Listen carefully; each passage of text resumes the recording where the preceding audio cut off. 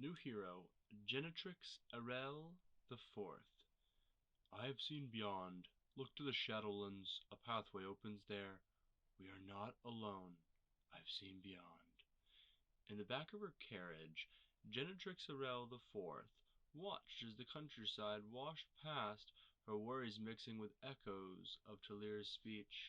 She had been invited to Argenport for Eileen's coronation, and by the time she had arrived, it had become a duel that ended with unexpected, dire warnings.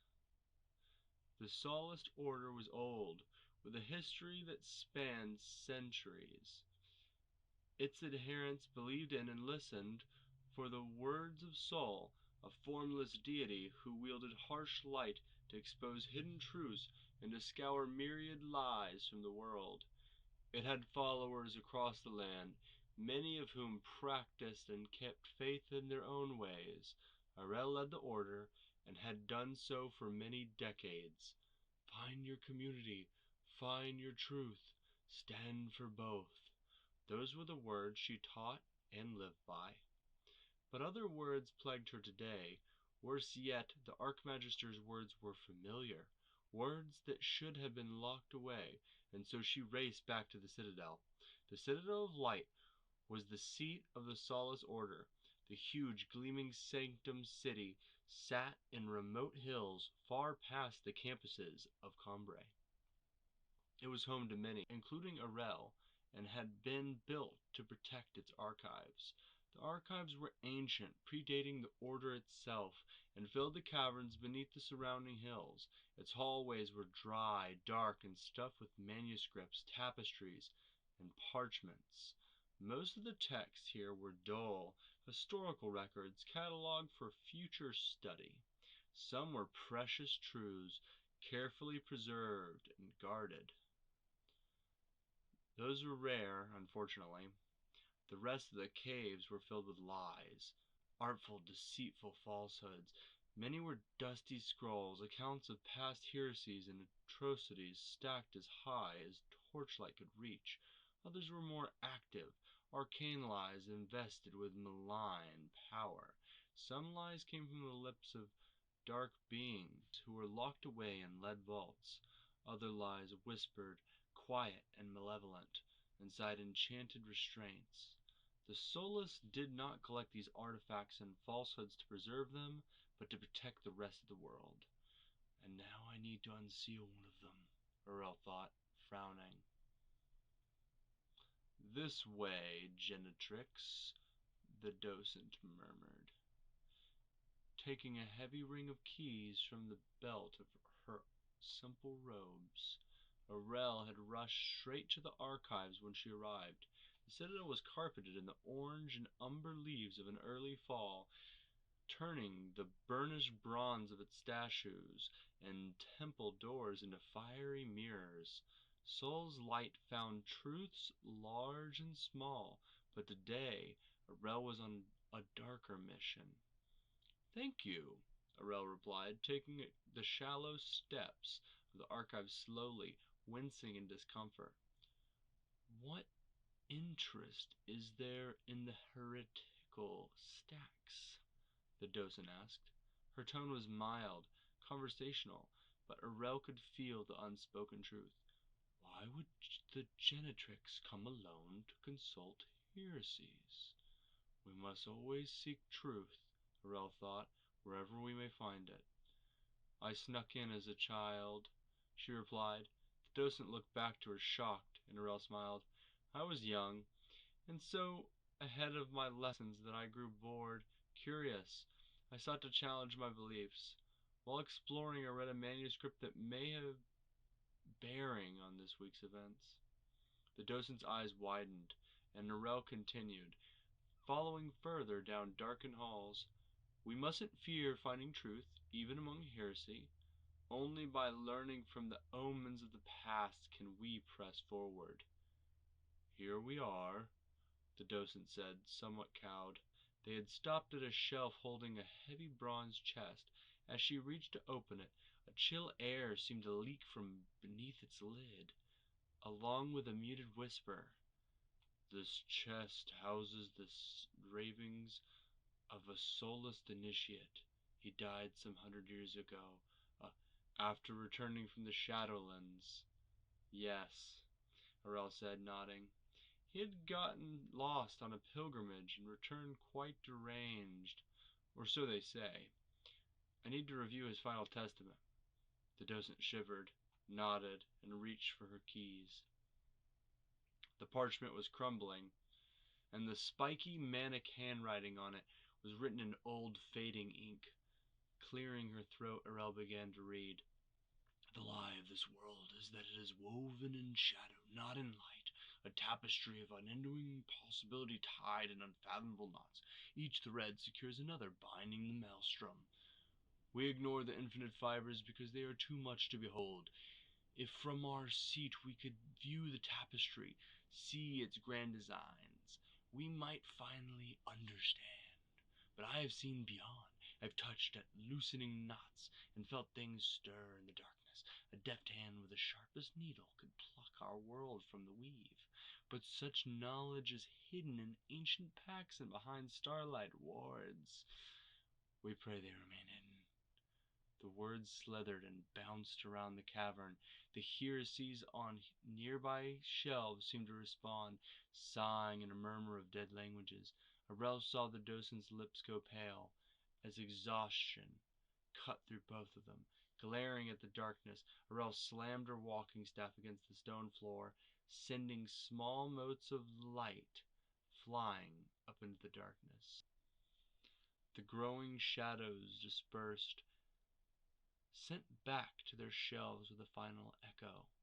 I have seen beyond.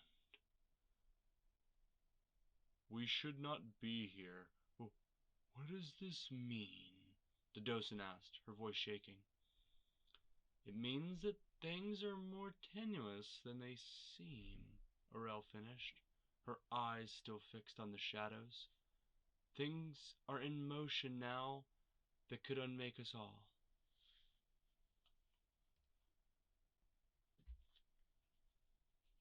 Chapter 22. Distant Visions.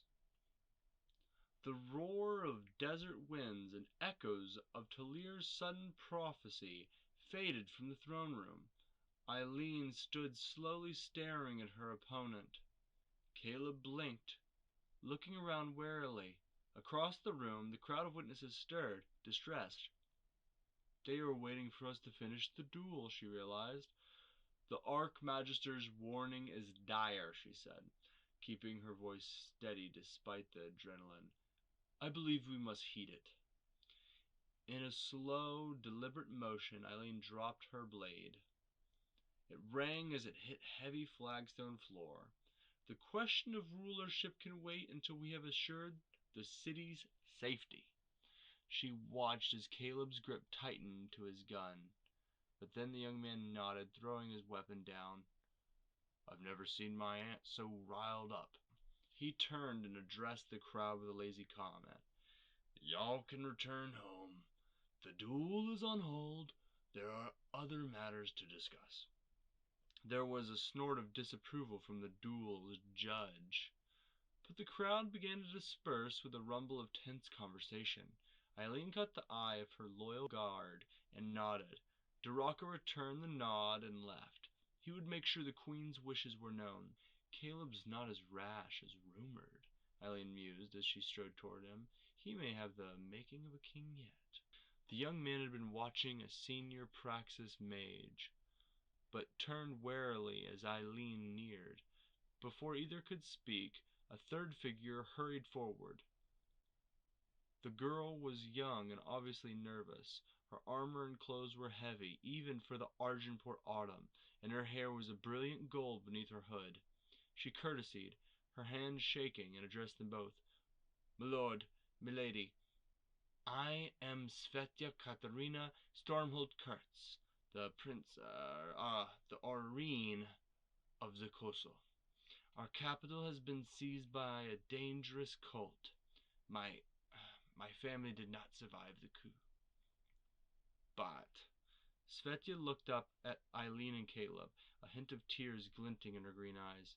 I did, and so I am here to beg your aid, as promised in Argenport's treaty with Koso. Eileen shot a look to Caleb, who rolled one armored shoulder in a shrug. Eileen turned to the young Aurine. I know of this treaty, but not these developments. I am truly sorry for your loss. Argenport is happy to offer you sanctuary and... No, Svetya interrupted, eyes flashing. I will not hide. I am here for my troops, an army. I mean to retake my homeland. We've not the time for this, Eileen wanted to shout.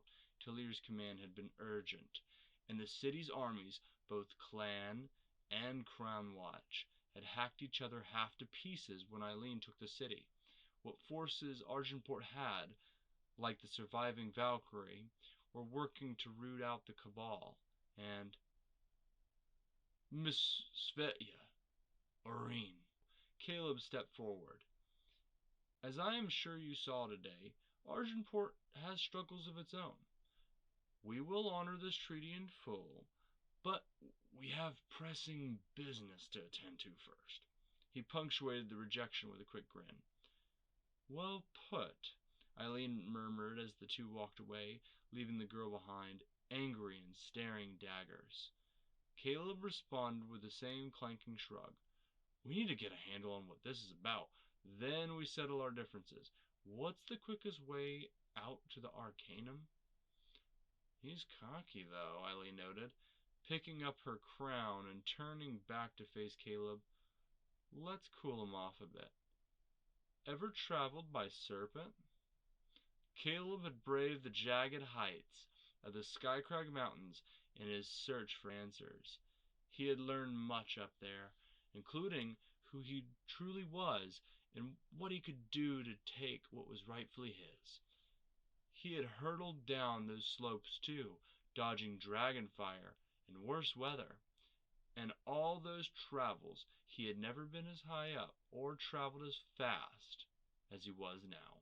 Wind whistled through his hair, numbing his face and fingers. The ground spiraled farther and farther away as Eileen coaxed her mount higher, whispering. The serpent wound through the sky, and Caleb wanted to laugh for the thrill of it, but restrained himself to a question. How fast are we going? Eileen bent low over her mount's crest, shouted back, Fast! Very fast! I can call the windstorm aid too if you think you can take it. Caleb didn't miss the challenge in her voice. Ha! Try me. Eileen didn't respond, but raised a hand, and Caleb felt the air collect, buffeting him hard. He gasped as a chill hit, and the world blurred. Sitting in front, Eileen couldn't see his wild grin. When should we expect your, family, Archmagister? Bren asked, the scritching of quills giving texture to the calm around his pool. He sat in a palm-dotted oasis near a corner of the Arcanum campus, where gleaming buildings of stone and glass sat on the edge of the Amaran desert. They'll be in the air now, Talir said, her voice distant. Bren sighed quietly. Talir had been the head of the Praxis Arcanum for ages, but after her research into the Waystones ended in disaster, she had been increasingly distracted. One did not question so powerful a mage, certainly not to her face, but there were those in the Arcanum that had been talking. Perhaps a change of leadership was needed, a more steady hand on the staff. From a seat in the shade, Talir watched one of her brightest pupils, notebooks and scrolls hovering around Bren, their pens and quills jotting down the visions of his scrying pool in a sharp shorthand. There's unrest, she thought. They are right to worry, but they can barely imagine what I have seen. The army of one marched, led by grief, a gun pointed at the throne, at him. Why? Deep snow beneath cold stars as the palace burned. Poor child, she does not know what is to come. Caiaphas on the throne, proud and adamant. the thrum of ancient power awake. His choice, but no choice. Yes, Father, I'll watch out for my brother, I promise. The rolling dark paths, lost beings clawing their way through, lit only by flickering stones. I have seen beyond. With an effort of will, Talir pushed the memories away. Or were they premonitions? Either way, they were growing stronger. Her shoulders and jaw arched, and Archmagister! The cry woke Talir, who looked up to see one of her more troublesome students rushing across the sand. Eileen paced behind her, as stern as ever.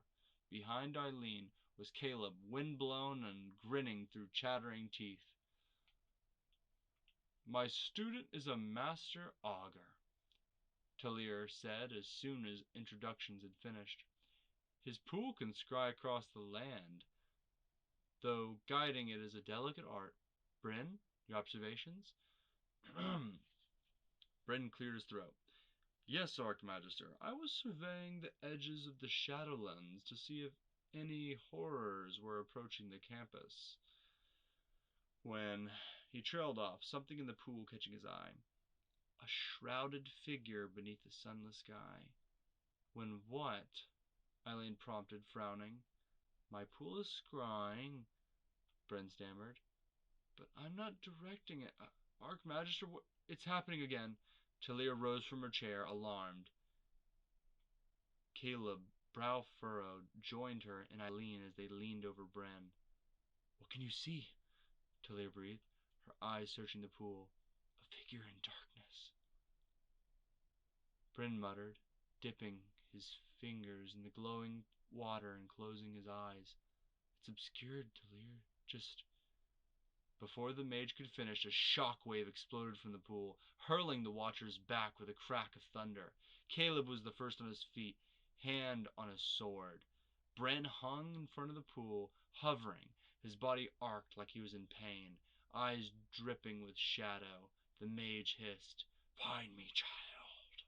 Follow the shadow, and collapsed, hitting the ground heavily. Caleb rushed to his side, looking back towards Talir and Eileen. Both were frozen, their faces pale in shock. What was that? Who was that? You didn't recognize it? Eileen asked, shaken. She glanced over at Talir, who nodded, eyes wide as she said, I know that voice. We all should.